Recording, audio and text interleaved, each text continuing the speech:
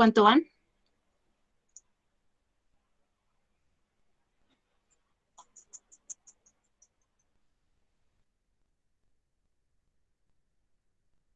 Andrea, En si el quieres, momento llevamos un total de 23 respuestas.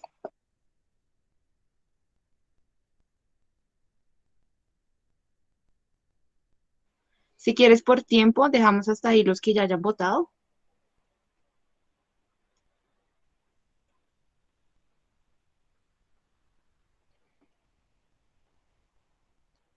Perfecto. Entonces, esta votación estuvo un poco más diferente en cuanto a las respuestas. La opción más votada fue el 42%, la B, que dice control de ritmo con cardioversión farmacológica, seguida por 35% con calcular el chat-BASC e iniciar anticoagulación.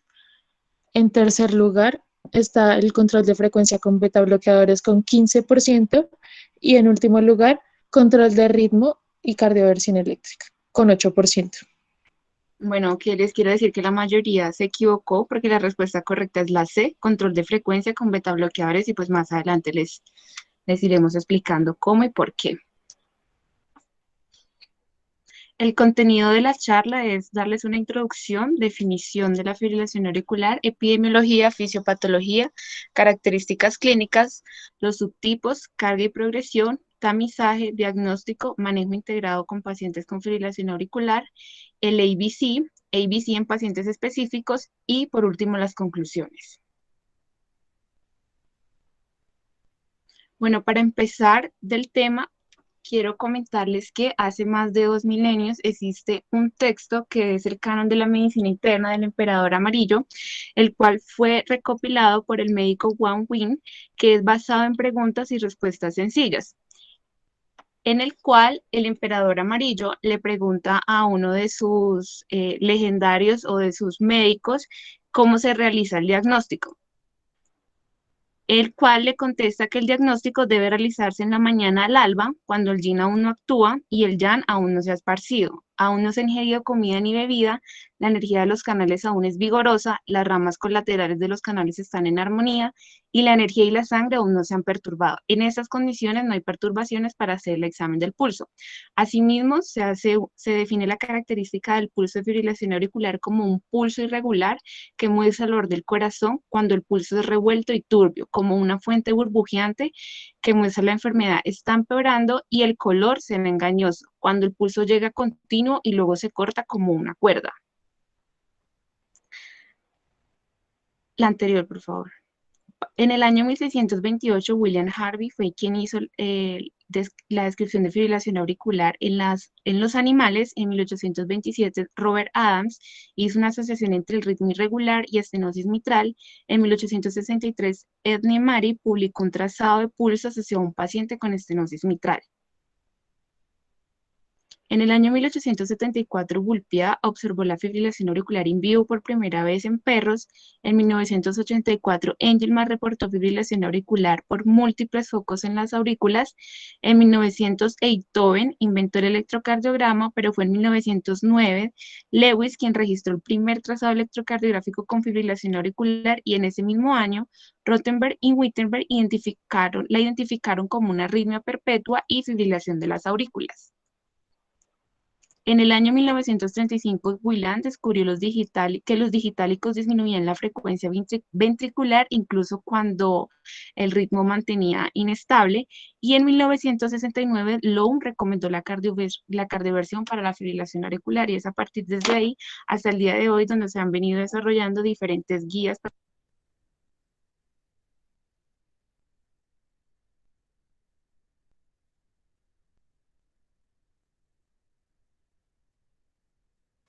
Entonces, aquí, como pueden ver, es la portada de la guía de fibrilación auricular que vamos a estar desarrollando durante la charla.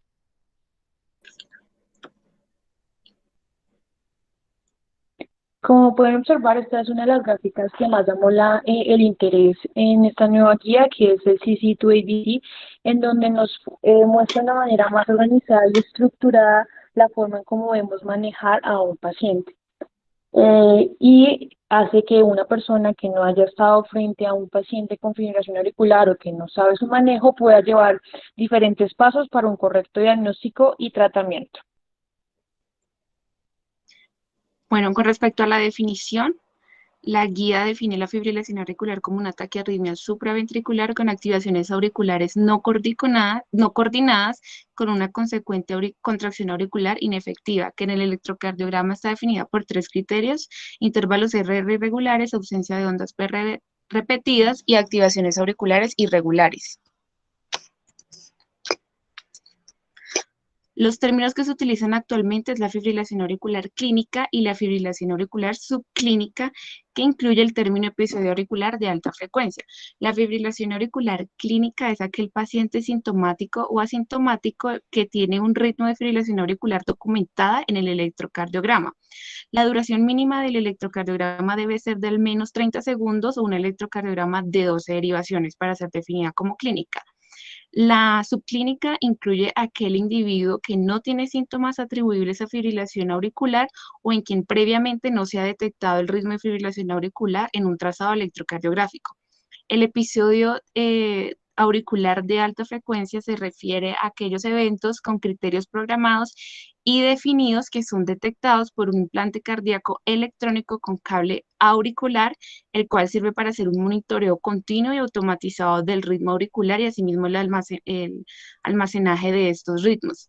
Es importante aclarar que el episodio auricular de alta frecuencia está definido como una frecuencia mayor de 175 latidos por minuto, con una duración de más de 5 minutos.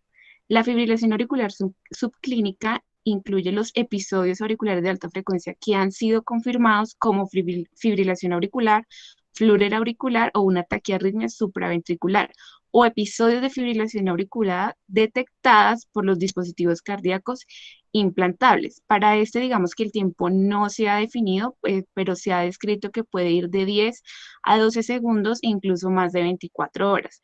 Es importante aclarar que estos episodios detectados por los dispositivos cardíacos implantables deben ser visualizados porque pueden dar falsos positivos por dispositivos electrónicos adicionales.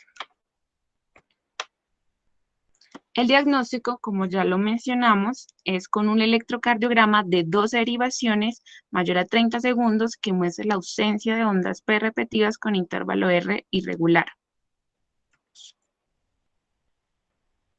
Ese es un electrocardiograma típico de la fibrilación auricular y corresponde al del reto diagnóstico. Entonces, como pueden observar, los intervalos RR irregulares y la ausencia de las ondas P, que se ven como unas pequeñas montañitas repetidas. Con respecto al diagnóstico de la fibrilación auricular subclínica y el episodio auricular de alta frecuencia, es con un dispositivo cardíaco implantable que, si observan la imagen a la izquierda inferior, hay dos tipos: el implantable y un desfibrilador con un marcapasos. Ambos van a registrar este ritmo, pero se debe hacer un electrocardiograma convencional para mirar si es clínica o si sigue siendo subclínica. Si yo veo el ritmo en el dispositivo cardíaco y hago el convencional y observo que hay ausencia de ondas P y R irregulares en un trazado electrocardiográfico de 12 derivaciones y una duración mayor a 30 segundos, pues es una fibrilación auricular clínica. Si no lo observo, sigue siendo subclínica. Con respecto a la epidemiología, tenemos que la fibrilación auricular es la taquiarritmia supraventricular más común en los adultos. Esta es una tabla, una imagen de la prevalencia global en el año 2016 que muestra por colores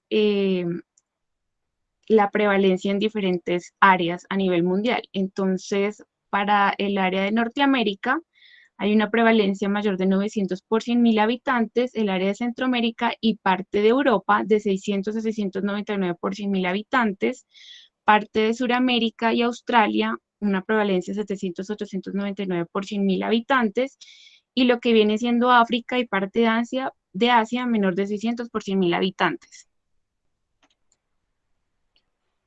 La gráfica de la derecha es la prevalencia de la fibrilación auricular proyectada en población anciana en 2016 entre el año 2016 y 2060, donde se comparan tres poblaciones.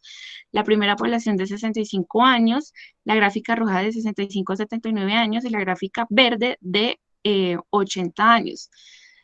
La gráfica muestra que la población de 65 años tiene un mayor número de casos entre los años 2016 y 2060 con respecto a la población de 80 años y de 65 a 79 años. La gráfica de la derecha es el riesgo de tener fibrilación auricular a lo largo de la vida con el incremento de los factores de riesgo. Se comparan tres poblaciones, una con un perfil de riesgo óptimo, el cual no tiene ningún factor de riesgo para fibrilación auricular, borderline o limítrofe, que tiene un factor de riesgo elevado, y perfil de riesgo elevado que tiene más de un factor de riesgo elevado. Entonces, en el eje de la X tenemos la edad expresada en años y en el eje de la Y la fibrilación, el riesgo de fibrilación auricular acumulado en porcentaje. Como pueden observar, hay un aumento del 23.4% del perfil de riesgo óptimo al 38.4% al perfil de riesgo elevado a partir de la edad de los 70 años. Se tenía previsto que la prevalencia de fibrilación auricular era 1 de cada 4 individuos, pero recientemente se hizo un estudio en población europea en un índice de 55 años que muestra que el riesgo de tener fibrilación auricular a lo largo de la vida es 1 de cada 3 individuos. Esto quiere decir que la sumatoria de los factores de riesgo, como vimos en la gráfica anterior, es un potencial modificante para presentar fibrilación auricular a lo largo de la vida. Y la gráfica de la derecha es una comparación de en quién es más frecuente la fibrilación auricular, en hombres y en mujeres, y lo que muestra es que a partir de la edad, a partir de los 50 años, la fibrilación auricular tiene una incidencia mayor en hombres que en mujeres, pero a partir de los 90 años la incidencia es casi igual entre hombres y mujeres. La prevalencia estimada actual de la fibrilación auricular central está entre el 2% y el 4%, pero se espera un aumento del 2.3 veces debido a que la población es cada vez más longeva y hay una intensificada búsqueda de personas que no están diagnosticadas. La incidencia ajustada por edad, la prevalencia y el riesgo por vida son menores en mujeres frente a los hombres y asimismo menor en cohortes no caucásicos frente a los caucásicos. Los factores que van a involucrar el riesgo de fibrilación auricular a lo largo de la vida son la edad, la genética y factores subclínicos. Esta imagen lo que nos muestra son los factores que son potencialmente modificables y los que no son modificables. Como ya lo mencioné, en azul tenemos los que no son modificables y los que influyen para tener fibrilación auricular, que es la edad, la etnia, género masculino y la genética. Por mencionar algunos que son modificables, tenemos la actividad física, el perfil lipídico, el consumo de alcohol, tabaquismo y obesidad. Con respecto a la fisiopatología, de manera muy breve, tenemos que para que se establezca la fibrilación auricular, hay unos factores de riesgo, principalmente la hipertensión, adicionalmente la obesidad, diabetes mellitus, la edad o una insuficiencia cardíaca congestiva, que conlleva que en la aurícula izquierda haya una inflamación y estrés oxidativo y con ello una remodelación atrial por activación del sistema renina-angiotensina-aldosterona y el sistema nervioso simpático, que esto causa una fibrosis, dilatación, isquemia e infiltración en la aurícula, que causa un aumento de la heterogeneidad del tejido auricular, tanto eléctrico como estructural, disminución de la conducción y disminución del potencial de acción debido a que hay disminución de los periodos refractarios de la aurícula, un aumento de la automaticidad y mala utilización del calcio intracelular por los bloqueos del canal de calcio en la fase 2 de meseta. Con respecto a las características clínicas, la guía tiene un esquema de personas que son sintomáticas y asintomáticas. La mayoría son asintomáticas, entre un 50% y un 87%, pero las personas que son sintomáticas principalmente van a manifestar palpitaciones, disnea y fatiga. También pueden tener dolor en el tórax, pobre tolerancia al ejercicio, sibilancias, síncope o alteraciones del sueño. Si la persona está hemodinámicamente inestable, se va a manifestar con síncope, hipotensión sintomática, edema pulmonar agudo, isquemia miocárdica y shock cardiogénico. En el lado derecho tenemos los desenlaces asociados a la fibrilación auricular, la frecuencia y el mecanismo con el que están asociados. La muerte, que es uno de los principales, está visto que hay un aumento de 2 veces en los hombres, pero en las mujeres, perdón, pero en los hombres tiene un aumento de 1.5 a 3.5% y está relacionado con las comorbilidades, el accidente cerebrovascular y la falla cardíaca. Con respecto al ACV, tenemos que del 20 al 30% de todos los accidentes cerebrovasculares isquémicos, el 10% son criptogénicos. La falla cardíaca o disfunción del ventrículo derecho está presente en el 20 al 30% de todos los pacientes que presentan fibrilación auricular y esto es debido a una frecuencia ventricular excesiva, contracciones ventriculares irregulares y una causa subyacente que tenga el paciente. La demencia y las alteraciones vasculares cognitivas están presentes en los pacientes con un aumento del 1.4% o 1.6% mayor en personas que no tienen fibrilación auricular.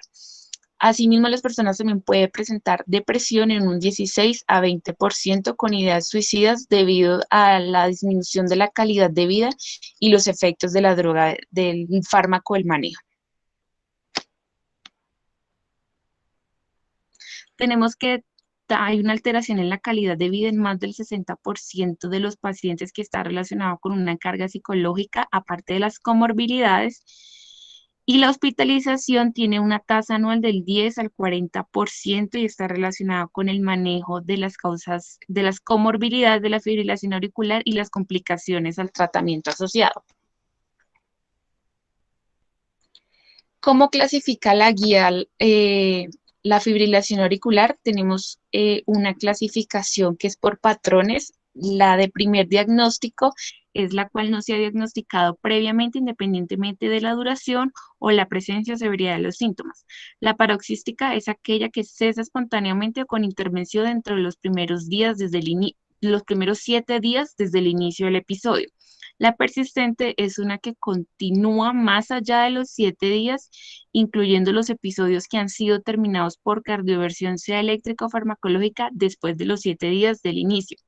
La de larga duración es la que continúa más allá de 12 meses y se decide por adoptar una estrategia de control de ritmo.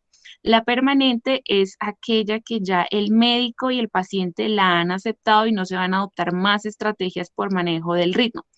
Es importante aclarar que si la persona está recibiendo terapia para el control de ritmo o fármacos antiarrítmicos o ablación, pues no es una permanente. Y en el caso de que se decida estrategia control del ritmo, la clasificación debe hacerse a larga duración, ya no sería permanente. La guía menciona que hay 3 términos que se deben abandonar porque resultan confusos y es la fibrilación auricular solitaria, la valvular y la no valvular y la fibrilación auricular crónica.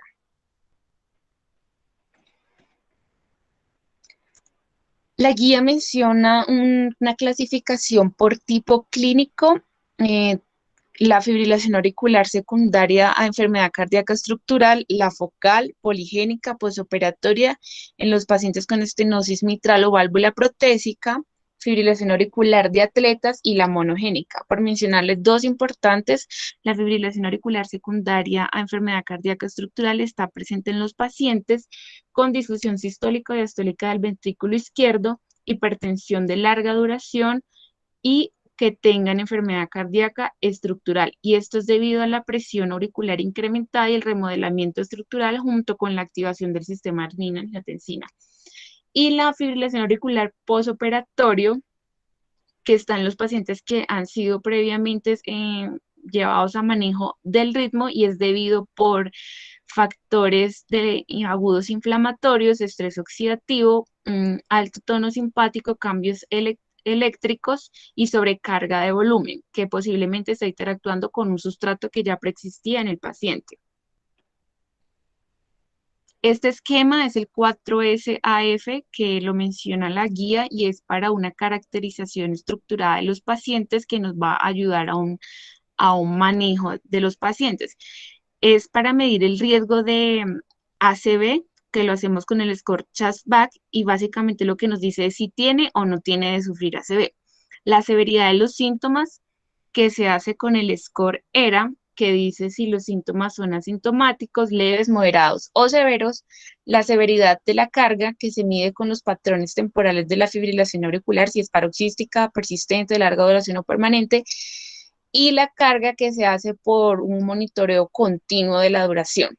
Y la severidad del sustrato se puede hacer por los scores de riesgo para presentar fibrilación auricular o score de riesgo de progresión, pero pues que estos no se utilizan en la clínica, y la imagen. La recomendación es 2AC, que se le debe realizar a todo paciente con fibrilación auricular para facilitar un óptimo manejo. Bueno, entonces continuaremos con el tamizaje. La atención FA en esta guía se ha vuelto muy importante ya que ha aumentado su prevalencia y solamente en los pacientes que tienen stroke el 10% se les ha diagnosticado fibrilación auricular. Se dice que es asintomática y si está asintomática es mayor el riesgo de stroke y mortalidad. Existen ahorita múltiples herramientas, más de 100.000 aplicaciones y 400 dispositivos que con mecanismos como la fotoplethysmografía hace que puedan medir o puedan censar un pulso irregular. Entonces aquí vamos a hablar de dos estudios. El primero es el Apo Heart Study, que fue una corte más de 8.000 personas en los cuales se le hacían una notificación a cualquier censar un pulso irregular. El 0.5% recibe una notificación de pulso irregular, de los cuales se les hizo un electrocardiograma hace una semana después y reveló que el 34% de esos pacientes tenían fibrilación auricular. El otro es el Huawei Heart Study, en donde fue una corte de 186.956 personas. Igual por estas mismas aplicaciones y dispositivos, el 0.2 recibió notificación que sospechaba de un ritmo irregular. Entraron a una corte del MAFA Hospital, en donde el 87% fueron confirmados por los doctores de un diagnóstico de una fibrilación auricular y continuaron con el monitoreo el 95% de los pacientes corroborando el diagnóstico. Entonces debemos, independientemente de todos los dispositivos o todas las herramientas que tengamos a la mano, debemos conocer su sensibilidad y su especificidad, en la cual la toma del pulso y el electrocardiograma de dos derivaciones son los que más tienen sensibilidad y especificidad. Tenemos que tener en cuenta es que muchos de estos estudios fueron con pequeñas cortes observacionales y que pueden haber sesgos debido a la selección. Y hay dos metaanálisis en donde dice que una fibrilación con electrocardiograma no ha detectado más casos que con la palpación del pulso, la toma del pulso. Entonces, las recomendaciones uno ve, independientemente de la herramienta que utilicemos como primera medida para detectar un pulso irregular, siempre los pacientes deben ser diagnosticados con un electrocardiograma de dos derivaciones y debe ser confirmado y leído por un médico. También nos dice que cualquier paciente que nos llegue a urgencias o consulta externa mayor de 65 años es mandatorio tomar el pulso. Si encontramos un pulso irregular, se debe tomar un electrocardiograma. Al igual dice que pacientes mayores de 75 años se debería hacer un screening más sistemático con electrocardiogramas. Listo. Continuamos con el diagnóstico. Entonces, siempre va a haber una lista de chequeo a todos los pacientes que nos llegue con sospecha de FA a urgencias. Debe tener una historia médica completa, conocer muy bien sus comorbilidades, poder identificar en qué patrón de FA se encuentra el paciente, cuál riesgo de ACV tiene con el CHAS-BAX, qué síntomas presenta el paciente durante el episodio de fibrilación auricular y mirar si ya tiene conocida una disfunción del ventrículo izquierdo. Como se ha repetido, todo paciente debe tener un electrocardiograma de dos derivaciones. Debe tener algunos paraclínicos como un hemograma, un electrolito, función renal, test TSH y T4, ya que estos son condiciones agudas que nos pueden predisponer a una fibrilación auricular y todos deben tener un eco-TT. Entonces, a veces existen casos especiales, como ya lo mencioné en la parte izquierda, esos de todos los pacientes, pero hay pacientes que pueden ser seleccionados en donde queremos buscar estructura, anatomía y pueden ser indicados estudios de extensión imagenológica. Entonces, continuamos con los síntomas y como ya se había mencionado, la escala ERA es una escala de 4 estados en donde evalúa que tanto los síntomas como las palpitaciones, la fatiga, el mareo, la disnea, el dolor torácico y la ansiedad afectan en la calidad de vida y las actividades diarias del paciente, siendo una sintomática y siendo la última discapacitante, en donde el 3 y el 4 son de mayor riesgo y mayor difícil control en la terapia. Entonces aquí todo paciente en urgencias, consulta, debe ser clasificado en esta escala.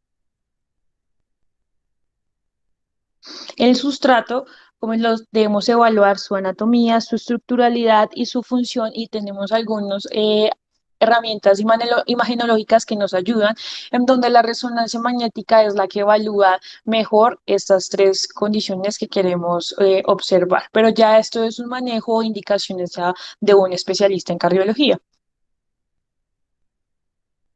Y listo, en cuanto al manejo integral, y es lo que se basa mucho esta guía, es que el paciente es el centro de todo este manejo. El paciente es el que decide, el paciente es el que contribuye a veces a las decisiones del manejo. Entonces, siempre tenemos que optimizar una prevención del stroke, mirar y controlar los síntomas, ya sea por control de frecuencia o por control de ritmo, educar a los pacientes, educar a los profesionales, hacer modificaciones en los estilos de vida, pero súper importante la adherencia tanto como la del paciente, que el médico conozca muy bien cuáles son los pasos a seguir de un paciente con fibrilación auricular y que el sistema de salud nos otorgue lo que el paciente se beneficie. Bueno, un poco hablando en cuanto al manejo de la fibrilación auricular, es importante seguir una serie de pasos que es una parte central en la que se basa la guía, que es el ABC. El A, que corresponde a la anticoagulación y evitar el riesgo de accidente cerebrovascular. El B, que va a corresponder al manejo de los síntomas. Y finalmente C, que corresponde al manejo de las comorbilidades y los factores de riesgo cardiovascular que puedan presentar el paciente. El seguimiento de este eje central han existido varios estudios que demuestran que tiene múltiples ventajas y beneficios, y uno de ellos es que mejora la interpretación en todo el personal de salud. Adicionalmente, se ha demostrado que aumenta a que haya una menor prevalencia de presentar accidente cerebrovascular, asimismo una disminución de muerte por todas las causas, disminución de riesgo de hemorragia mayor, adicionalmente disminuye los eventos cardiovasculares y una disminución de los costos relacionados con la salud. En este orden de ideas, pues vamos a iniciar con A, que es anticoagulación y evitar el riesgo que el paciente presente un accidente cerebrovascular. Y para esto debemos empezar teniendo en cuenta ciertas consideraciones, las cuales nos van a hacer entender cuál es la importancia de que se dé una anticoagulación.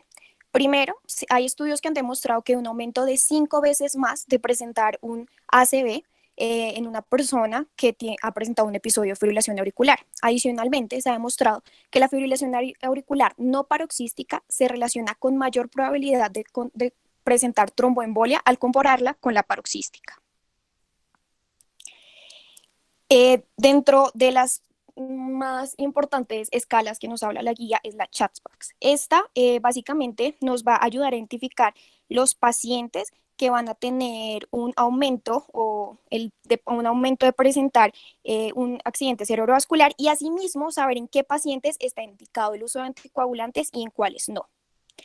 Dentro de las variables está la falla cardíaca congestiva, como lo podemos ver en la tabla. Esta ya sea por la clínica o que se haya evidenciado objetivamente una disfunción del ventrículo izquierdo de moderada a severa. En esta primera variable también debemos contemplar todos los pacientes que estén con una insuficiencia cardíaca descompensada reciente, independiente de la fracción de eyección del ventrículo izquierdo, así como también pacientes que presenten una insuficiencia sistólica del ventrículo izquierdo, sin importar si es asintomático o no. La segunda variable que vemos es la hipertensión o que el paciente esté en terapia antihipertensiva. Esto, dado a que varios estudios han demostrado que estos pacientes presentan cambios vasculares que predisponen a que un aumento del riesgo para una ACV. La tercera variable es la edad mayor o igual a 75 años. Como podemos ver, tiene una puntuación de 2, y esto es dado a que diferentes estudios han demostrado que es un factor de riesgo muy importante que se relaciona directamente. Entonces, entre más edad, mayor riesgo de presentar ACV. La cuarta variable es que el paciente tenga diabetes mellitus. De esta es importante mencionar que el riesgo de ACV se relaciona también directamente con la duración de la misma y que es generalmente más probable en pacientes que tienen la diabetes mellitus tipo 2. Por otro lado, tenemos el antecedente de stroke, AIT o también tromboembolismo. Estos eventos también tienen una alta carga, por eso la guía lo puntúa con 2, dado que es un factor de riesgo fundamental y a tener en cuenta al momento de evaluar el riesgo de ACV.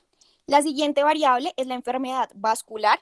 Dentro de esta se debe contemplar los pacientes que tengan tanto enfermedad arterial coronaria como antecedentes de infarto miocardio, así como también una enfermedad arterial periférica. La siguiente es la edad, ya mencionamos la importancia de esta, confiere en un punto de la edad de 65 a 74 años y finalmente el sexo femenino, que este se considera un factor modificador, lo que quiere decir que se considera un factor de riesgo importante cuando se asocia con alguno de los antecedentes anteriormente mencionados. Pero entonces, ¿cómo la vamos a interpretar? Entonces, en hombres que tengan una puntuación de 0 y en mujeres que tengan un puntaje de 1, se dice que es de bajo riesgo de presentar una ACV, por ende no se recomienda anticoagular. Sin embargo, en un hombre que puntúa mayor a 2 y en una mujer que puntúa mayor a 3, ya tiene un riesgo más elevado y se recomienda anticoagular. Para tener presente, otra cosa muy importante es que la guía también nos recomienda hacer la siguiente escala, que es la escala Hazlitt.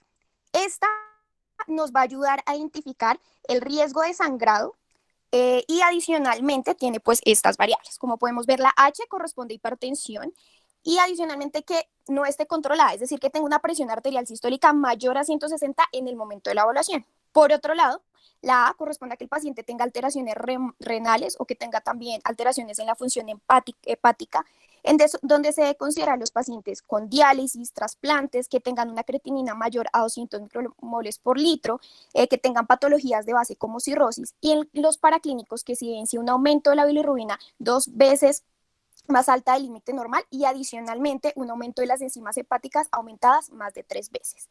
La S, que corresponde al stroke, considerando los pacientes que tengan antecedentes tanto de ACV isquémico o hemorrágico. También tenemos la historia de sangrado o predisposición, donde tenemos que considerar antecedentes de hemorragia mayor, de anemia severa o de trombocitopenia severa. Por otro lado, la L va a corresponder al un INR lábil, en el cual no se logra un rango terapéutico, es decir, es menor del 70% en los pacientes que reciben antagonistas de la vitamina K. La edad, que es mayor a 65 años, y finalmente la D, que corresponde a medicación o consumo de alcohol inadecuado. En cuanto a la interpretación, se considera un paciente de alto riesgo cuando el puntaje es mayor a 3, dando una probabilidad de sangrado del 4.9 al 16%. ¿Qué es importante recordar? Que se trata de un perfil de riesgo dinámico, es decir, que puede cambiar posteriormente, por lo que se recomienda manejar todos estos factores modificables que aparecen en esta tabla. Entonces, estos son que el paciente tenga hipertensión, que esté con tratamiento antiplaquetario, adicionalmente a esto que tenga un consumo de alcohol inadecuado, ocupación o hobbies peligrosos, que esté un tratamiento con heparina y que se debe tratar de mantener un INR entre 2 y 3 para un tiempo de rango terapéutico mayor del 70% y finalmente ser muy juiciosos en cuanto a la correcta elección de los anticoagulantes y una correcta dosis. Basado en todo lo que hemos dicho anteriormente, vemos la importancia de hacer un seguimiento a los pacientes que han presentado un episodio de fibrilación auricular y la guía recomienda que los que presentan un bajo riesgo de stroke se debería hacer el seguimiento de 4 a 6 meses después de la evaluación inicial. Entonces, este artículo nos habla principalmente de la validez que tienen las diferentes escalas que hemos hablado anteriormente, como el Hazlitt y el Chapman. Entonces, básicamente la metodología que ellos hicieron fue una búsqueda de estudios tanto en PubMed como en Embase y en base de datos de Cochrane, en donde hicieron una revisión sistemática de la literatura entre el año 2000 y 2018. La conclusión a la que llegaron es que la escala Hazlitt proporciona la mejor predicción para evaluar el riesgo de hemorragia y la escala Chapman tiene la mejor predicción de eventos de accidente cerebrovascular. Como tal, para hablar pues de las diferentes intervenciones terapéuticas para la prevención del accidente cerebrovascular, vamos a hablar de los antagonistas de vitamina K y así también de los NOACs. Por un lado, tenemos los antagonistas de la vitamina K. En diferentes estudios han llegado a la conclusión que logra disminuir un riesgo de ACV hasta en un 65%. Adicionalmente, reduce la mortalidad en un 25%. ¿Qué es importante a tener en cuenta si los vamos a utilizar? Es que las únicas dos indicaciones es que el paciente esté con una enfermedad reumática de la válvula mitral o que el paciente presente una válvula mecánica. Debemos tener diferentes consideraciones, como los diferentes factores para saber si el paciente sí se podría mantener o no en el rango terapéutico del que les hablaba anteriormente. Algunos factores que pueden intervenir son, por ejemplo, la edad, que el paciente tenga historia médica de más de 2 comorbilidades, en donde tenemos que tener en cuenta la hipertensión, la diabetes, que el paciente tenga antecedentes de infarto de miocardio, así como también que tenga antecedente de enfermedad arterial periférica. Y algo muy importante es saber si el paciente consume tabaco o no. También es importante tener en cuenta esta parte que hice acá, que es el estrecho intervalo terapéutico y que se va a hacer un control de INR y un ajuste de dosis necesario para llegar a las metas, las cuales son mantenerse en un rango terapéutico mayor al 70% y un INR entre 2 y 3. Por otro lado, tenemos los NOACs o los anticoagulantes directos. Su mecanismo de acción consiste en ser antagonistas competitivos de la trombina. Adicionalmente a eso, afectan la activación de la trombina de los factores 5, 8 y 11 y también son inhibidores algunos del factor X, del factor 10A. Estos medicamentos en diferentes estudios que se han hecho han demostrado una eficacia y seguridad y adicionalmente y sobre todo en los pacientes que son adultos mayores que presentan disfunción renal o que tienen como un antecedente un accidente cerebrovascular. También se ha demostrado una reducción del 19% de presentar una ACV y una embolia sistémica, así como también una reducción del 50% de un ACV hemorrágico y del 10% de mortalidad por todas las causas.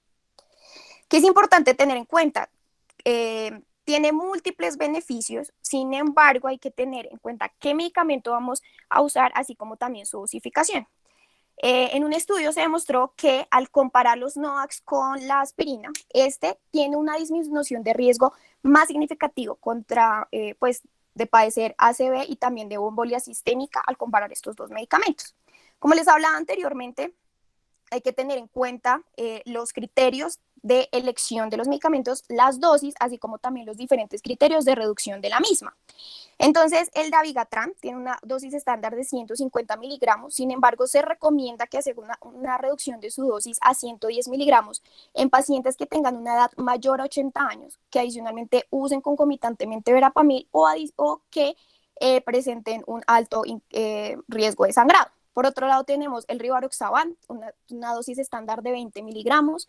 Se recomienda una reducción de su dosis en los pacientes que tienen un clearance de creatinina de 15 a 49 mililitros por minuto.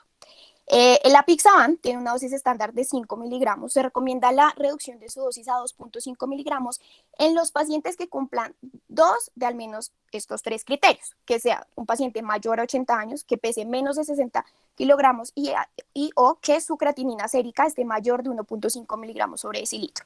Y finalmente, doxaban tiene una dosis estándar de 60 miligramos y se recomienda la reducción de su dosis a 30 miligramos o 15 miligramos si el paciente tiene alguna de estas condiciones, que tenga un clearance de creatinina de 30 a 50 mililitros por minuto, que pese menos de 60 kilogramos y adicionalmente que tenga un uso concomitante con verapamil o quinidina. Entonces, lo siguiente que nos debemos preguntar es con qué anticoagular y cuándo está indicado anticoagular al paciente. Y esto es precisamente lo que nos muestra este algoritmo. Entonces, primero debemos evaluar si el paciente presenta una válvula mecánica o si el paciente está con una estenosis mitral de moderada a severa. Si la respuesta es sí, cumple las dos indicaciones que hablamos anteriormente y lo que se recomienda es anticoagular con antagonistas de la vitamina K, que pues es la warfarina. Entonces, ¿qué es lo que tenemos que tener en cuenta? Y nos brinda la guía precisamente este acrónimo para tener en cuenta diferentes factores que se pueden asociar a que el paciente no se mantenga en las metas propuestas, tanto en el INR como en el del tiempo de rango terapéutico. Al tener en cuenta todas estas variables acá, y si el resultado es mayor a 2, lo que significa es que debemos hacer un control frecuente del INR y adicionalmente apoyar en educación al paciente. Por otro lado, tenemos esta parte del algoritmo en donde el paciente no presenta una válvula mecánica ni tampoco una estenosis mitral moderada severa. En este caso, lo primero que tenemos que evaluar es el riesgo que presenta el paciente de una ACV. ¿Con qué lo evaluamos? Con la escala Shattuck, como ya lo dijimos anteriormente. Identificamos si es de bajo o de alto riesgo. Un bajo riesgo es decir que un paciente que tenga un Shattuck siendo hombre de 0 y siendo mujer de 1. Si la respuesta es que sí, no debemos anticoagular, no se recomienda anticoagular al paciente. Sin embargo, en los pacientes en los que no se cumpla esto y tenga un Shattuck mayor a 1 siendo hombre o mayor a 2 siendo mujer, se recomienda identificar todos los factores modificables que vimos anteriormente y adicionalmente calcular el Hasblet. Si el Hasblet da mayor a 3, es importante tener en cuenta que son pacientes que debemos hacer una vigilancia continua y adicionalmente tenemos que tener un poco más de cuidado. Sin embargo, no se contraindica la anticoagulación porque los beneficios superan a los posibles riesgos. El otro escenario es que tenemos un paciente que siendo hombre tiene un puntaje del Shattuck mayor o, bueno, igual a 1, o una mujer que tiene un Shattuck igual a 2. En estos casos, la guía recomienda considerar la anticoagulación. Y por otro lado, el otro escenario que se nos puede presentar es una mujer que tiene un Shattuck mayor a 3 y un hombre que tiene un Shattuck mayor o igual a 2. En estos pacientes, una recomendación 1A en que se debe anticoagular al paciente. La siguiente pregunta es ¿con qué anticoagular? Por los diferentes beneficios que nombramos anteriormente, la primera línea recomendada son los NOACs para la anticoagulación, pues para la terapia de anticoagulación. Sin embargo, hay que tener presente que hay pacientes que pueden tener contraindicaciones absolutas para la anticoagulación. Dentro de estas tenemos que el paciente tenga un sangrado activo serio, que tenga una trombocitopenia menor a 50.000, que esté con una anemia severa no explicada o un reciente sangrado de alto riesgo. La opción en este tipo de pacientes es la oclusión de la auriculilla izquierda. Este es el lugar donde hay mayor formación de trombos. Entonces, hay diferentes dispositivos que se pueden poner de manera percutánea que logran cerrar esta auriculilla izquierda con el fin de prevenir que estos trombos se salgan de ahí y pues pueda generar una ACV. Bueno, llegamos a la B, que es el mejor control de los síntomas y debemos tener en cuenta dos contextos. Uno, agudo en urgencias y el otro, un paciente que vamos a tratar a largo plazo.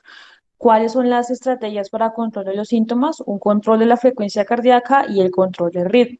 Si deseamos un control de la frecuencia cardíaca, debemos tener una meta de menos de 100 latidos menos de 110 latidos por minuto. Es de elección en todos los pacientes, más que todo asintomáticos son los que tengan leves síntomas, cuando falla la terapia de ritmo y cuando existe un alto riesgo de volver al paciente a un ritmo sinusal. Porque es bueno volver al paciente a un ritmo sinusal, porque es la mejor situación hemodinámica, es el mejor control de los síntomas, mayor tolerancia al ejercicio y menor incidencia de trombosis. Listo.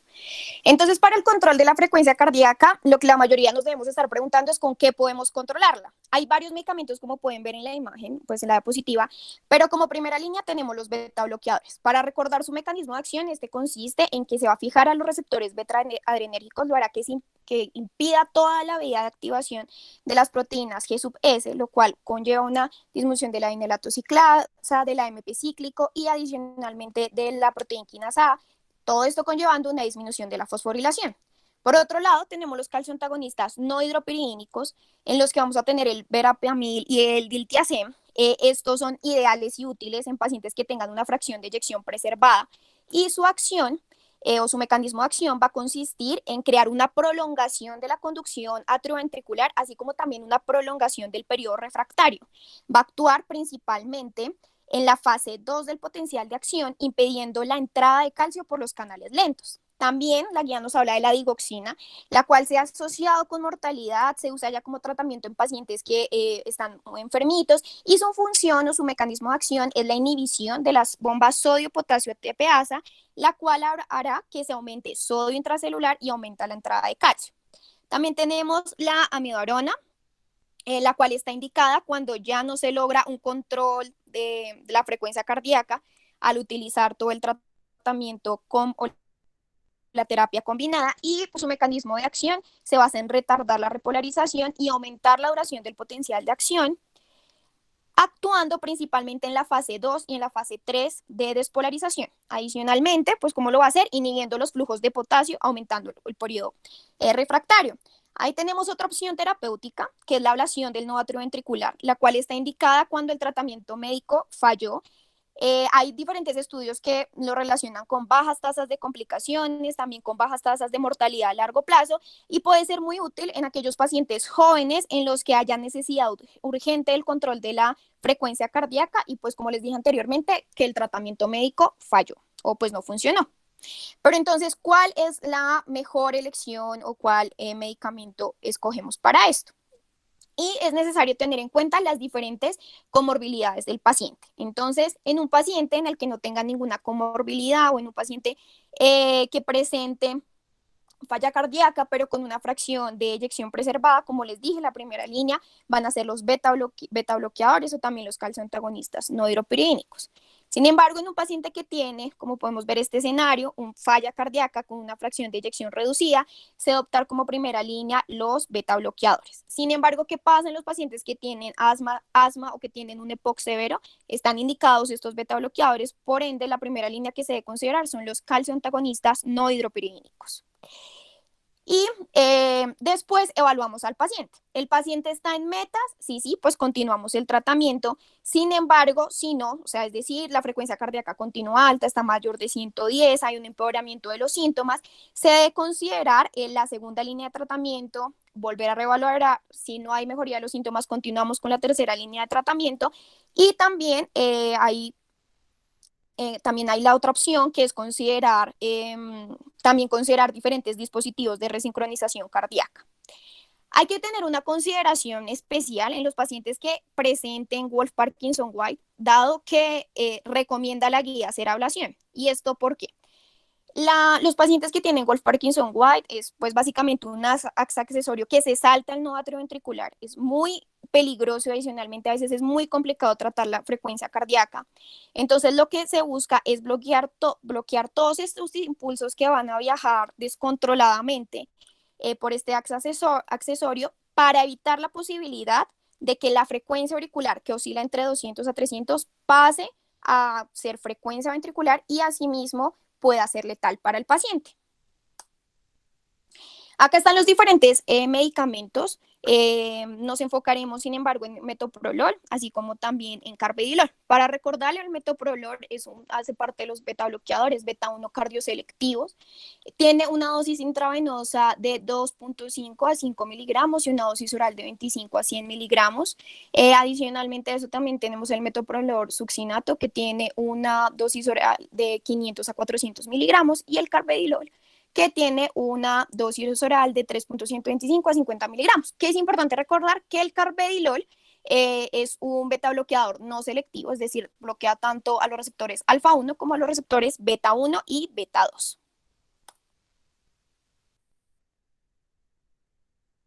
Bueno, entonces vamos a continuar con el control de ritmo, si esa es la estrategia que deseamos. Entonces, ¿por qué es un control de ritmo adecuado? Como ya lo mencioné, un ritmo sinusual, la mejor situación hemodinámica, y debemos tener en cuenta dos aspectos: uno, agudo en urgencias, y el otro a largo plazo. Si estamos en un contexto agudo en urgencias, debemos hacernos varias preguntas.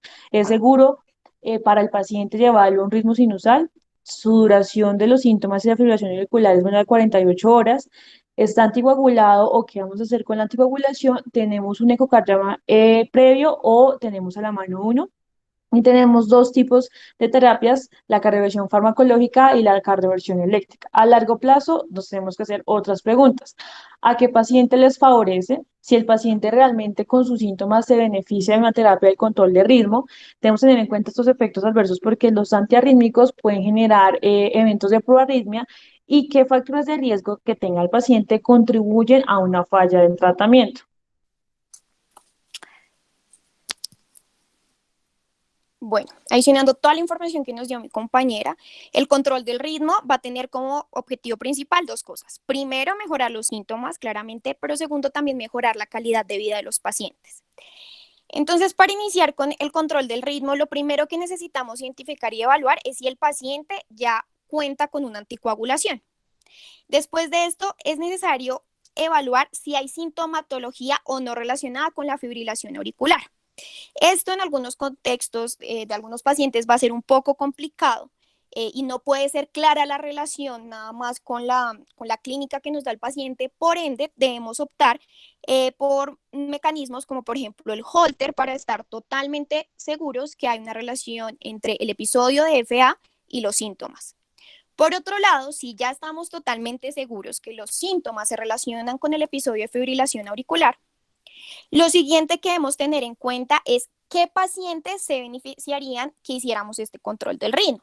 Entonces, hay dos contextos de pacientes que debemos considerar. Lo primero son los pacientes en los que se considera que pueden mantenerse en un ritmo sinusal, o sea, todas las condiciones en las que está hay una alta probabilidad que se mantenga en el ritmo sinusal. Estos pacientes, pues básicamente, primero, claramente que sea un paciente asintomático. Segundo, los pacientes jóvenes, los pacientes que tengan un primer episodio de fibrilación auricular o que sea de corta historia, que no tenga o tenga muy pocas comorbilidades y que no tenga una falla cardíaca. Y adicionalmente a esto, pacientes que tuvo una FA pero precipitada por algún evento agudo. Y el segundo grupo de pacientes que debemos considerar son aquellos que no tienen alta probabilidad de mantenerse, sin embargo, los beneficios superan a los riesgos y estos son básicamente los pacientes que presentan taquicardiomiopatía. Algo en lo que la guía hace digamos, como mucho énfasis es en la elección del paciente.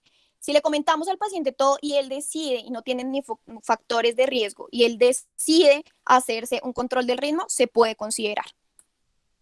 Para el control del ritmo, entonces tenemos estos dos medicamentos, que es la amiodarona, a una dosis de carga de 5 a 7 miligramos kilogramo en 1 a 2 horas y se continúa con una dosis de 200 miligramos cada 12 horas. Tiene una tasa de éxito y tiempo esperado para volver al ritmo sinusal del 44% entre las 8 a las 12 horas. Y adicionalmente algunas contraindicaciones o posibles complicaciones que podemos tener es la flebitis, también puede causar hipotensión, bloqueo auriculoventricular, bradicardia o prolongación del QT. El otro medicamento que tenemos es la propafenona, tiene una dosis de 450 a 600 miligramos por vía oral y 1.5 a 2 miligramos kilogramo por vía intravenosa pasada por 10 minutos. Tiene una tasa de éxito y tiempo esperado para volver al ritmo sinusal cuando se utiliza por vía oral del 45 al 50% a las 3 horas, del 69 al 78% a las 8 horas. Cuando ya utilizamos la dosificación intravenosa, esta tasa de éxito está entre el 49 y el 89%. Algunas de las contraindicaciones que tiene son pacientes que tienen una cardiopatía isquémica o estructural, así como también que presentan hipotensión y no se debe usar en pacientes con flúter. Bueno, entonces, ¿cómo vamos a proceder en urgencias? Entonces, aquí tenemos un pequeño algoritmo que nos podemos guiar. Entonces, como ya sabemos, preguntarnos si el paciente está estable hemodinámicamente. Si no, debemos realizar una cardioversión eléctrica y una anticoagulación por 4 semanas, que más adelante les van a explicar por qué se hace esto.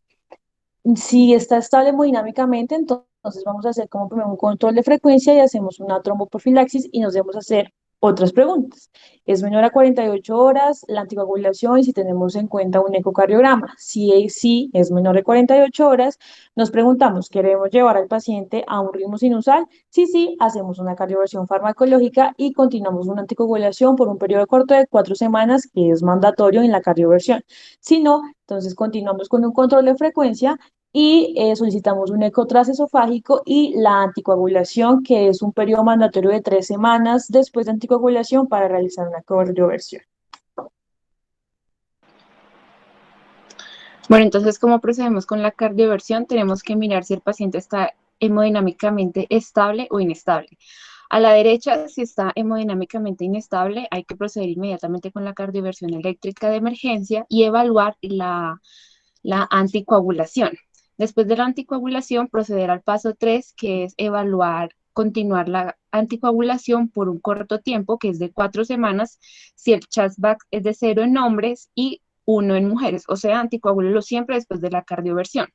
Si el paciente está estable hemodinámicamente, mire si ya viene con anticoagulantes o si no está con anticoagulantes. Si ya venía anticoagulado, que es la de la izquierda, pues proceda con la cardioversión como ustedes decida si va a esperar o la hace inmediatamente. Una vez que haga la cardioversión, proceda con la anticoagulación por un corto tiempo de 4 semanas, igual si el Chast-Back es de 0 en hombres o 1 en mujeres. Ya después usted va a evaluar si continúa con la anticoagulación por un largo término, si el Chast-Back le da mayor a 1 en hombres o mayor a 2 en mujeres. Si el paciente está hemodinámicamente estable, pero no venía anticoagulado, tiene que empezar con la anticoagulación, ya sea con NOACs, heparina de bajo peso molecular o no fraccionada. Después de eso, mirar cuánto tiempo lleva el episodio auricular, evaluar la duración, si es mayor a 48 horas o menor a 48 horas. Si el paciente lleva más de 48 horas en fibrilación auricular o no se sabe la duración, hay que hacer una cardioversión electiva, sea farmacológica o eléctrica. ¿Cuándo la va a hacer? Pues dentro de las 3 semanas de terapia de anticoagulación, si tiene un ecocardiograma transesofágico que haya excluido un trombo en la aurícula izquierda, o después de las 3 semanas de anticoagulación si no tiene el ecocardiograma. ¿Cuáles son los candidatos que son ideales para esperar? Cuando la fibrilación auricular es más de 48 horas o duración desconocida, si está más de 12 horas, pero menos de 48 horas, con un Chast-Back de mayor a 2 en hombres o mayor a 3 en mujeres, o en quienes tienen previamente un tromboembolismo o una estenosis mitral moderada severa o una válvula protésica. Después de la cardioversión, tiene que proceder a hacer una anticoagulación por un corto tiempo de 4 semanas, como en los anteriores, y evaluar si requiere por una larga duración, si el Chast-Back es de mayor a 1 en hombres o mayor a 2 en mujeres.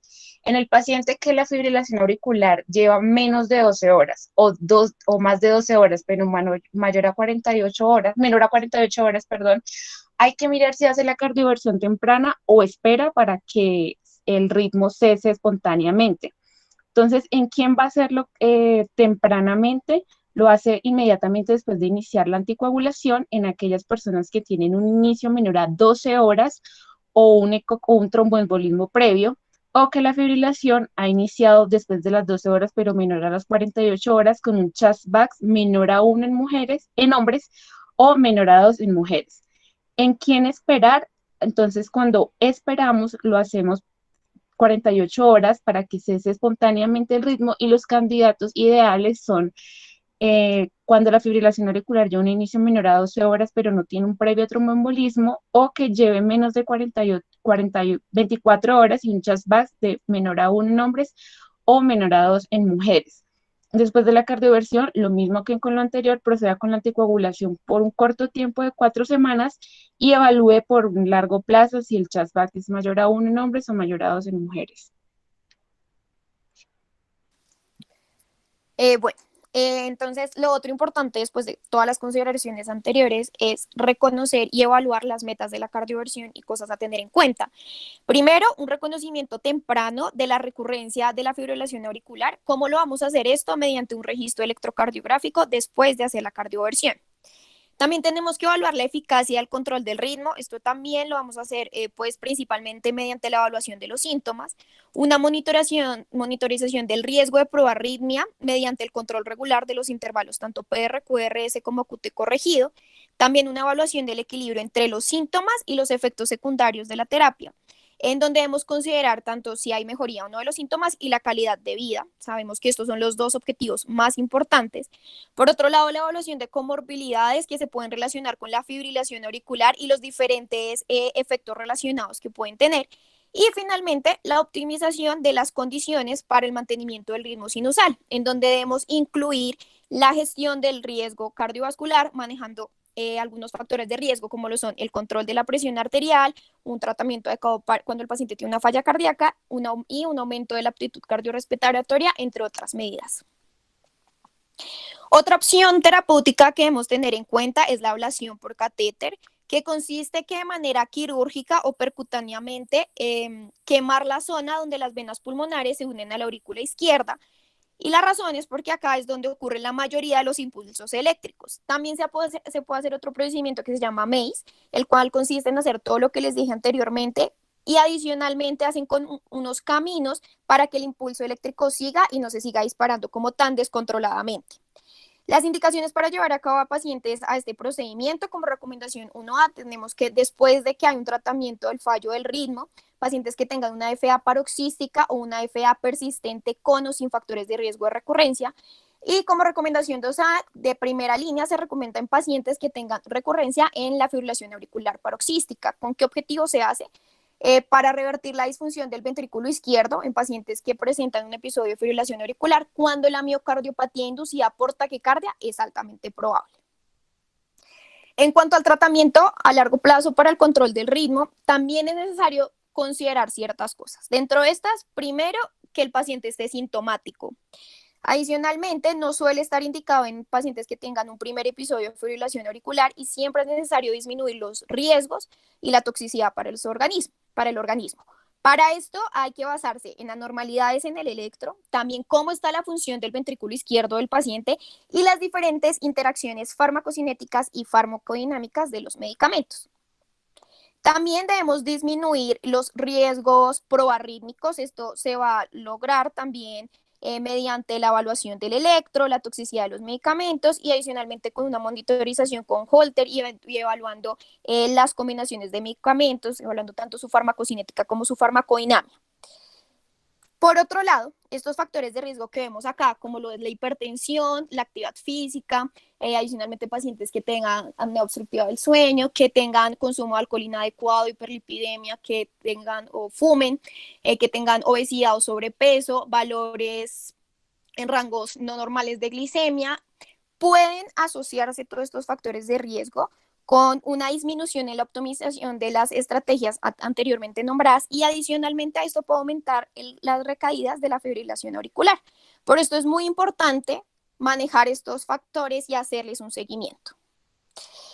Entonces, lo otro que nos debemos preguntar es cuáles medicamentos usar para el tratamiento a largo plazo y pues, como siempre, debemos tener en cuenta las principales comorbilidades del paciente. Si este tiene una falla cardíaca con una fracción de eyección disminuida, le vamos a dar amiodarona como recomendación 1A. Sin embargo, también es recomendación 1A en pacientes que tengan una falla cardíaca con una fracción de eyección preservada o que tenga una enfermedad significante valvular. Se puede dar también amiodarona. Y en pacientes en los que no tengan ninguna comorbilidad, pacientes que tengan signos de que tengan falla cardíaca estructural, se recomienda la profafenona acá en Colombia.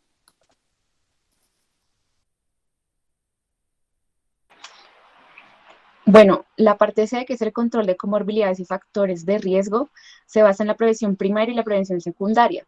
La prevención primaria es en los factores modificables y los que son parcialmente modificables o no modificables que ya mencionamos, y esto es básicamente en el estado reversible del remodelamiento de la aurícula izquierda, que es donde se presentan los cambios eléctricos, biomecánicos e inflamatorios.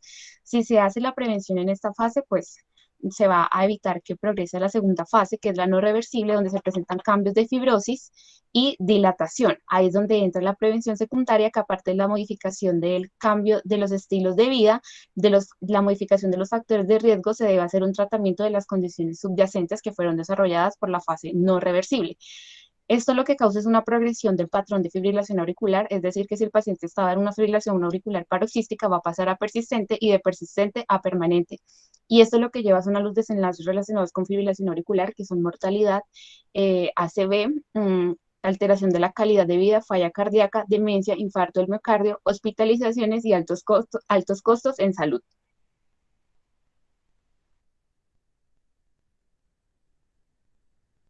Bueno, entonces vamos a continuar con el ABC, pero en casos especiales, cosas muy puntuales para entender y llevarnos a la casa. Entonces vamos a iniciar con FA, infarto o síndrome coronario agudo. Entonces debemos tener en cuenta alguna de las prevalencias. Es que un paciente con FA más síndrome coronario agudo es del 2 al 23%.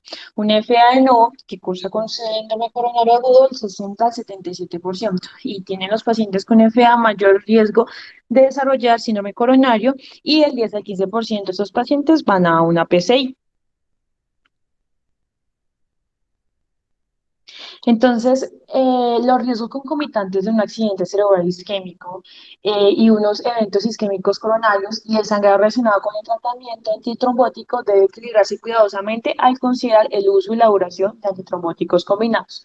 Entonces, la evidencia disponible sugiere que al menos un curso corto de terapia triple, por lo menos menos de una semana, sería deseable en algunos pacientes con FA después de un síndrome coronario agudo reciente o sometidos a una PCI, especialmente en aquellos con mayor riesgo de eventos isquémicos. Entonces, cuando hablamos de stroke con FA, entonces si estamos frente a un paciente con un stroke agudo más fibrilación auricular, entonces tenemos que tener en cuenta con qué está anticoagulado nuestro paciente. Entonces, si está con warfarina o inhibidores de vitamina K, debemos tener un INR menor a 1.7 para considerar realizar una trombolisis. También debemos tener en cuenta niveles de antifactor 10A y el tiempo de trombina, tener el antídoto, el indaruzumab, y podemos considerar si la última dosis de los NOAC fue mayor a 48 horas, hacer trombolisis. Entonces tenemos que tener en cuenta cuando un paciente, pues sí, cursó con un stroke, pero como si tiene su antecedente, su fibrilación auricular, en qué momento iniciamos la anticoagulación. Entonces, con lo que observan a la parte izquierda de la diapositiva, son las recomendaciones que tenía la guía del 2016, en donde lo divide según la clínica y la gravedad del paciente, con NIHSS y si era severa, leve, moderado y grave, y nos da unas pautas de en qué momento reiniciar la anticoagulación. En esta guía no los menciona así precisamente, sino que dice que el inicio de los NOAC de la anticoagulación puede ser 2 semanas posteriores, que hacer esto de según la clínica y la gravedad es un poco limitado y que deberíamos hacer como una junta muy disciplinaria pues para determinar en qué momento deberíamos reiniciar la anticoagulación. Sin embargo, siguen siendo de muy buen uso este algoritmo que nos presentó la guía del 2016. Ent- Entonces, con el stroke, entonces, lo que dicen es que no se debe hacer uso de aspirina, que de elección son los anticoagulantes directos y porque tienen mayor perfil de seguridad.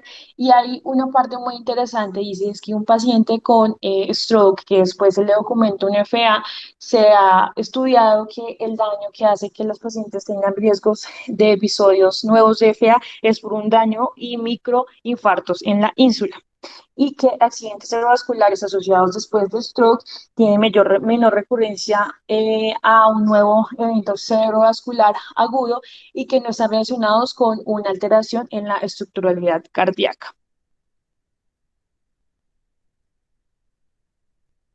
Y si hablamos del stroke criptogénico, que es aproximadamente uno de cada 4 accidentes cerebrovasculares isquémicos, sigue siendo de origen indeterminado, es decir, que no se puede atribuir a una causa cardíaca embólica o una enfermedad aterosclerótica de arterias grandes o de arterias pequeñas, y se denominan pues accidentes cerebrovasculares criptogénicos. Entonces, las recomendaciones a estos pacientes es que debemos hacerles un electrocardiograma las primeras 24 horas y después continuos electrocardiogramas como modo de monitorización las próximas 72 horas.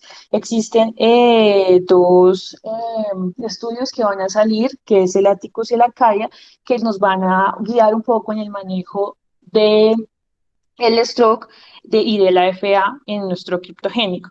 También encontramos una de estas escalas, que es la CHEST, en donde mira algunas comorbilidades y nos puede predecir el riesgo de que un paciente después de un stroke nos haga una fibrilación auricular, siendo de alto riesgo un puntaje mayor a 4.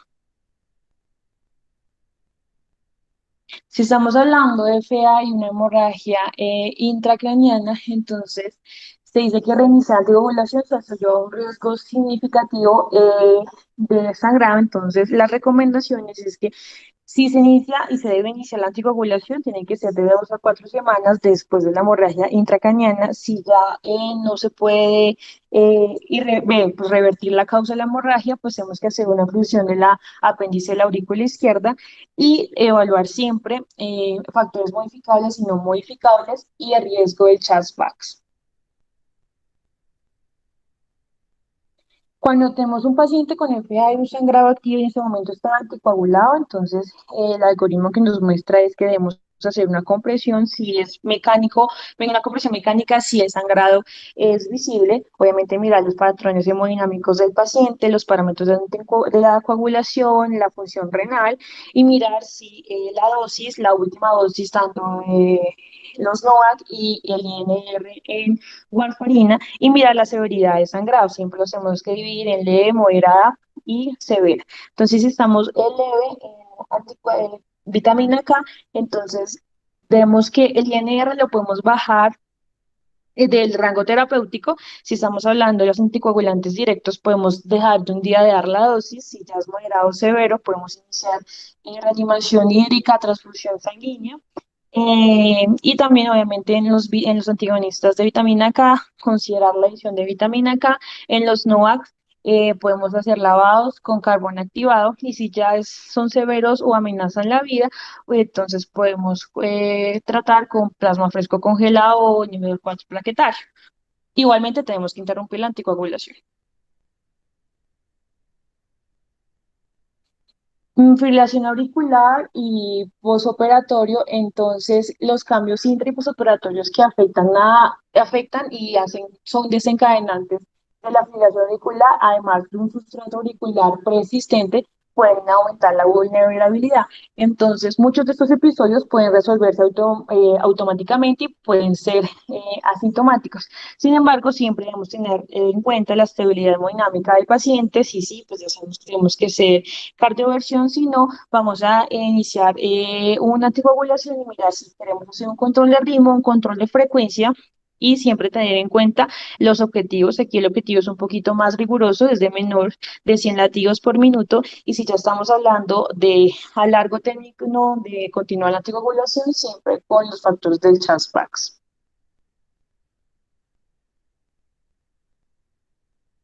Entonces aquí son las recomendaciones. El siguiente es fibrilación auricular con episodios auriculares de alta frecuencia. Entonces aquí las preguntas es en qué momento los pacientes los que tenemos que iniciar anticoagulación. Entonces un dispositivo implantado del 30 a 70% de la población general puede predecir o puede presentar episodios muy cortos de menos de 10 a 20 segundos, pero no son relevantes. Sin embargo, episodios más prolongados de episodios auriculares de alta frecuencia de 5 a 6 minutos se asocian a un mayor riesgo de FA y también de una isquemia cerebrovascular. Entonces, como podemos ver en la tabla, tenemos que tener en cuenta el sustrato en estos episodios y mirar la puntuación del CHAS-VAX. Si ya son episodios con alto sustrato, la duración mayor a 24 horas y un CHAS-VAX que nos da mayor de 2 en hombres y mayor de 3 en mujeres, pues debemos iniciar la anticoagulación. Y ya por último, FA y enfermedad renal crónica. Entonces, los pacientes con FA y los estadios de enfermedad renal crónica de 1 a 3, no hay duda que el riesgo de ACV es muy alto y hay un claro beneficio anticoagular y los NOAC son una mejor opción que la warfarina. En los estadios 4, tasa de filtración medular de 29 a 15, aún quedan dudas, pero la evidencia no es tan fuerte, pero estarían aprobados a nivel mundial como opciones de anticoagulantes. La warfarina y los anticoagulantes directos como rivaroxaban y el apixaban. Pero en el estadio 5, una tasa de filtración glomerular menor a 15, la evidencia es muy limitada y no se debe anticoagular con anticoagulantes directos.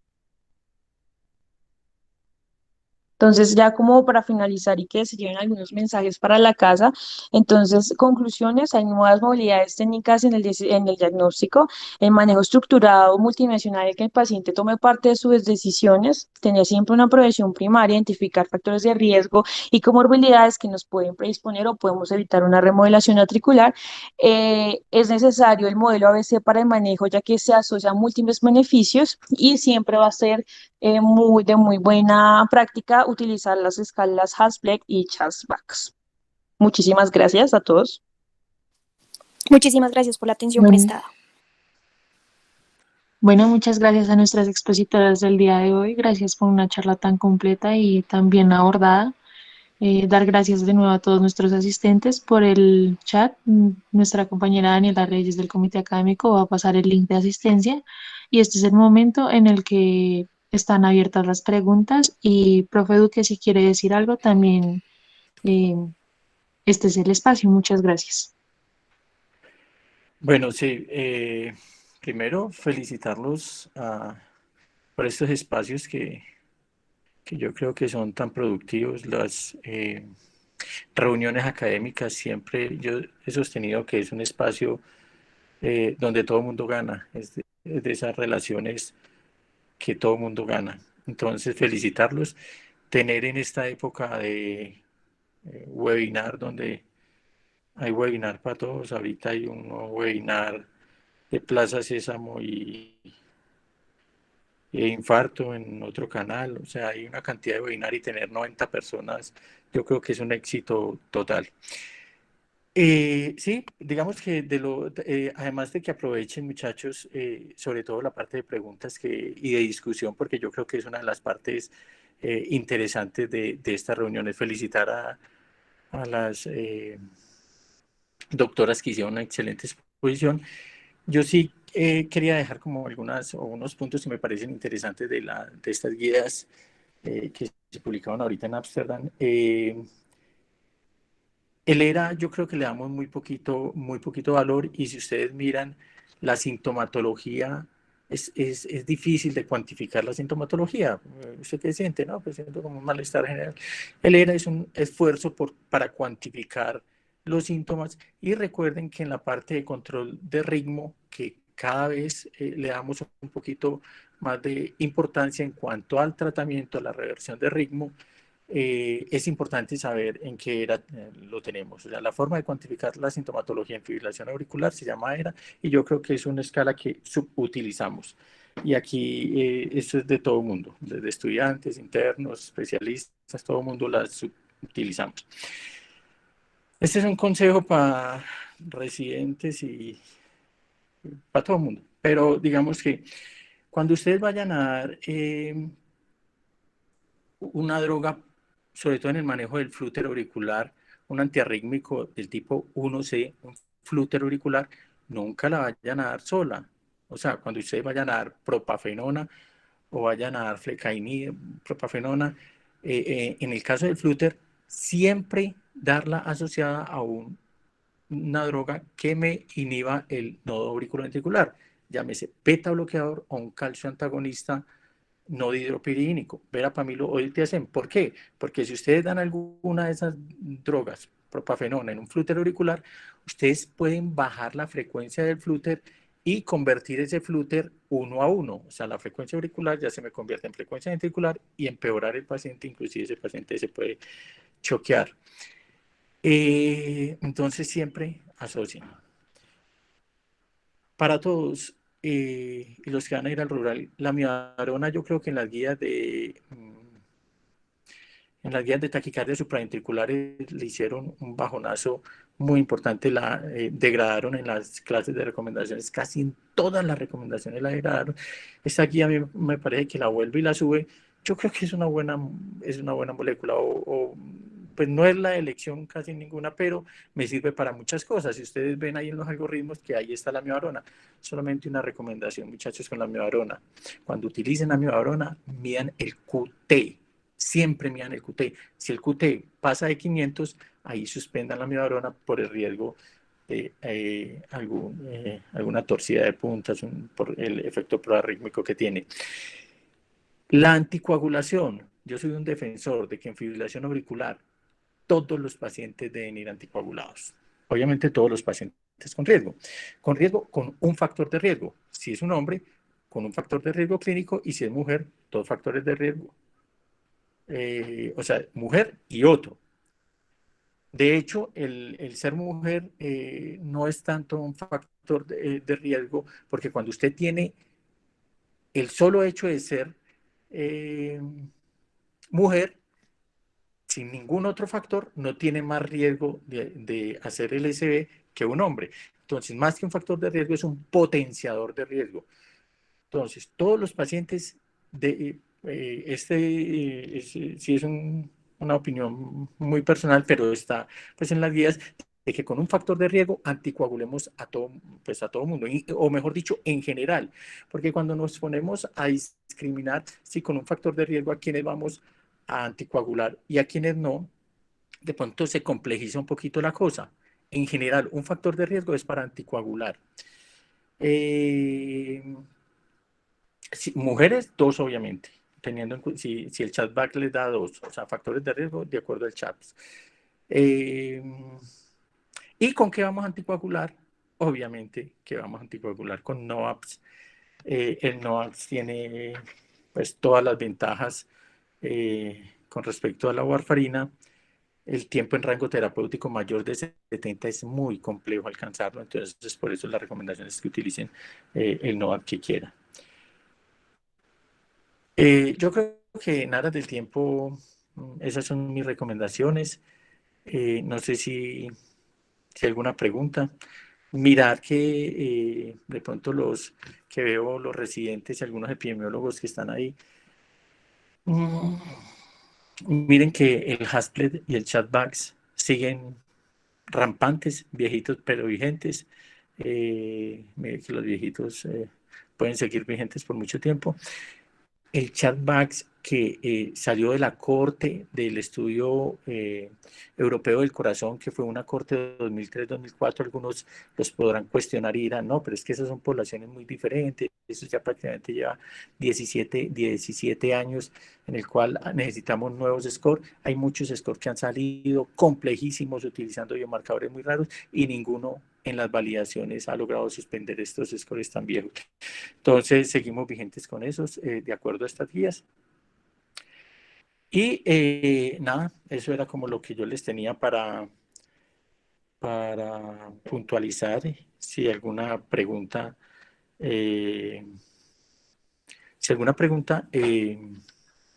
estoy atento. Si no, felicitaciones de nuevo a las expositoras y a los de la iniciativa del grupo, que esto realmente es bien provechoso para todos.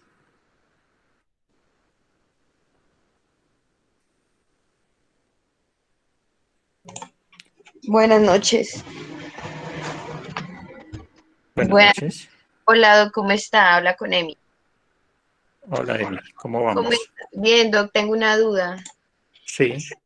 Doc, su merced, ¿qué nos podría decir acerca del uso de digoxina de los pacientes en fibrilación y que tienen insuficiencia cardíaca con una FEBI reducida? Dado que, pues, digamos, en el 2016 había salido un estudio de unos pacientes que fue publicado en el Sevier, donde pues se había visto que los pacientes que usaban digoxina eran sobre todo los que tenían mayor edad, bueno, que tenían su insuficiencia cardíaca, diabéticos, que su FA era persistente y pues que al final del resultado total de ese estudio decía que pues la digoxina fue asociada a un incremento de todas las causas de mortalidad.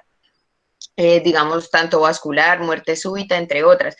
Sin embargo, yo por lo menos acá y en varios lugares he visto que siguen usando la digoxina. Entonces, ¿cuál sería su punto de vista teniendo en cuenta su experiencia y todo? Gracias.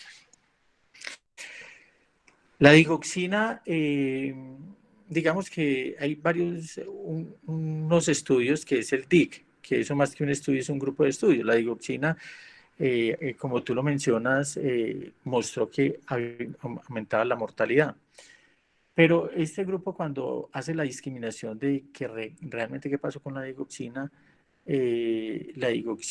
aumenta la mortalidad por la escala, la escasa rango terapéutico que tiene. Entonces, los que se pasaban más de 1.2 aumentaban la mortalidad, los que bajaban por 0.8 pues no los protegían. Yo creo que la digoxina es bien buena. Yo creo que es muy buena. Desafortunadamente, el rango terapéutico no le favorece mucho, pero igual sigue estando en las guías y aquí la recomiendan. La digoxina es el único inotrópico positivo, cronotrópico negativo. El único que tenemos. O sea, me aumenta la fuerza del corazón y me baja la frecuencia cardíaca. Eso le da unas ventajas muy peculiares. Por eso sigue estando en las guías. ¿En quiénes yo pienso que está la mayor ventaja de utilizar la digoxina? Bueno, la digoxina tiene que tener en cuenta que el tiempo de acción es muy largo, entonces no sirve pues, en la fase aguda. Fracciones de eyección disminuida, claramente que es un grupo que va a ser ventajoso.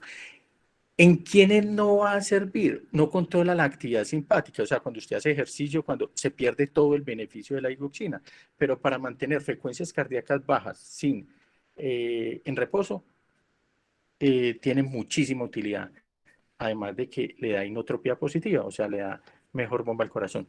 Precauciones, falla renal. Cuando usted tenga falla renal, cuando la creatinina le empiece a subir, tenga mucha precaución con la digoxina. Pero pienso que es una buena molécula. Ojalá, si lo pueden utilizar con digoxemia, sería lo ideal, pero pienso que es una buena molécula, está en las guías, ahí está, no es primera línea, pero se utiliza y sobre todo en fracciones de eyección bajita. Muy buena. Mi opinión sobre la digoxina es bastante favorable. Lamentablemente, un rango terapéutico muy pequeño que le confiere unos riesgos. Ojo con creatinina. De resto, yo pienso que se puede utilizar y tienen mayor ventaja, obviamente, los que tienen fracción de eyección disminuida. Listo, profe, muchas gracias. Con mucho gusto.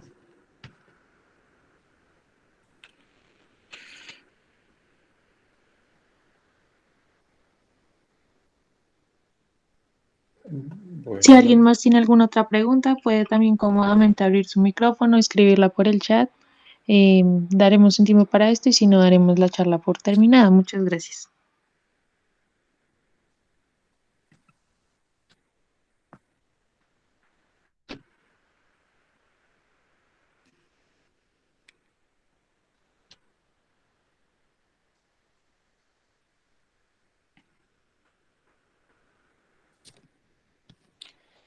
Yo creo que ya todo el mundo está viendo la novela de medianoche. Bueno, doctor, entonces de nuevo agradecerle por acompañarnos, por el asesoramiento que le dio a nuestras expositoras. Gracias a nuestras expositoras por un trabajo tan bien hecho, tan bien elaborado. Y a nuestros asistentes, que todos tengan una buena noche y seguiremos abriendo este tipo de espacios para el conocimiento de todos. Chao, muchas gracias a todos.